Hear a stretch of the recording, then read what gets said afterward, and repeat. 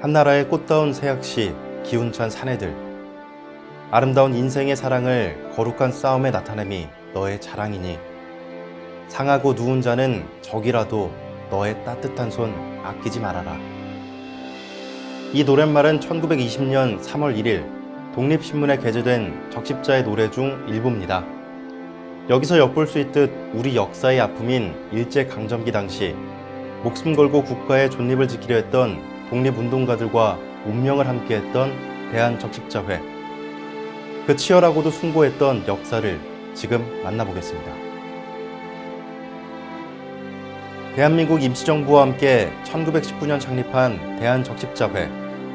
대한적십자회는 국민모금운동, 인도적 외교활동, 구호활동 등 결의를 바탕으로 일제강점기 역동의 시대에 설립됐습니다. 사실 대한적십자회라는 이름 이전에 대한적십자사라는 이름으로 1905년 먼저 탄생했는데요. 이렇게 바뀐 이름으로 다시 창립한 데에는 우리 역사에 아픔이 서려 있습니다.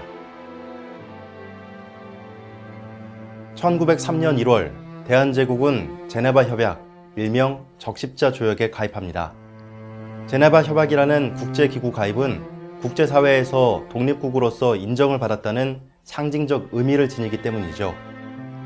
그렇게 1905년 10월 27일 대한제국에 최초로 대한적십자사가 설립하게 됩니다.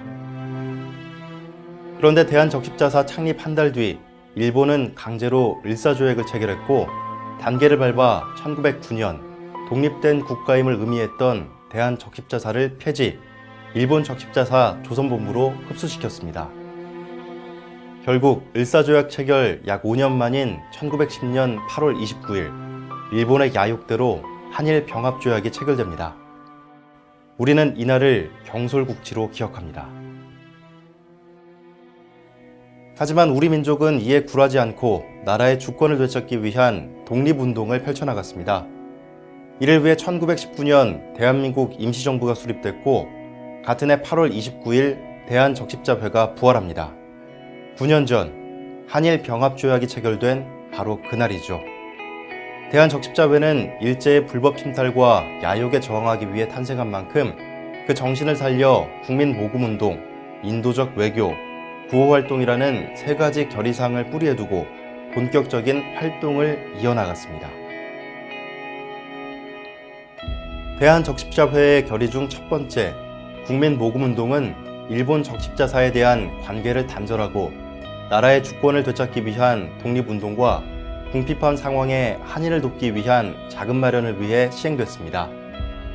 하지만 이를 못마땅하게 여긴 일본은 관련자들에 대한 검거 작전에 들어갔고, 그로 인해 대한적십자회의 활동은 침체기를 겪기도 했습니다. 그러나 당시 손정도 회장은 이에 굴하지 않고 1922년 국내는 물론 해외를 대상으로 대대적인 모금운동을 전개하기 위해 대한적십자회 청연서를 국문, 한문, 영문으로 발간해 세계 각지에 배포했습니다. 두 번째, 대한적십자회는 대한민국의 현 상황을 알리는 등 인도적 외교를 중시했습니다. 그 일환으로 1920년 일제 만행을 알리는 화보집을 발간해 국제사회에 호소하기도 했는데요. 이 자료에는 3.1운동 탄압, 제암리 학살 사진을 비롯한 다양한 일제 만행과 더불어 대한적십자회의 상징과도 같은 간호원 양성 졸업사진과 설립 배경과 근거, 명단이 실려 있습니다. 이는 우리의 역동의 역사를 증명하는 귀중한 자료로 현재 독립기념관, 도산 안창호 기념관, 컬럼비아 대학교 도서관에 보관 중입니다. 마지막 세 번째, 대한적십자회는 인도주의적 구호 활동을 이어갔습니다. 특히 설립 취지에도 밝힌 것처럼 일제에 핍박받는 동포를 구제하고 목숨 걸고 투쟁하는 독립운동가와 병사들 치료에 앞장서며 든든한 지원군이 됐는데요. 이를 위해 체계적인 의료 활동이 필요하다고 판단한 대한적십자회는 간호원 양성에 매진했습니다. 이렇듯 적십자는 당시 독립운동의 최전선에 있었습니다. 잘 알려지지 않은, 하지만 우리가 꼭 기억해야 하는 소중한 자산이죠. 그렇다면 오늘날 인도주의가 갖는 의미는 무엇일까요? 현재는 갈등과 분열의 시대입니다. 우리에게는 100년 전 신분, 이념, 종교를 뛰어넘어 독립운동이라는 목적 달성을 위해 집단 지성의 힘을 발휘했던 저력이 있습니다. 전쟁터에서 아군과 적군을 구분하지 않고 전상자를 치료했던 적십자 정신처럼 평화, 화해, 상생 등 제3의 길을 모색하는 것이 지금 시대의 소명이 아닐까요?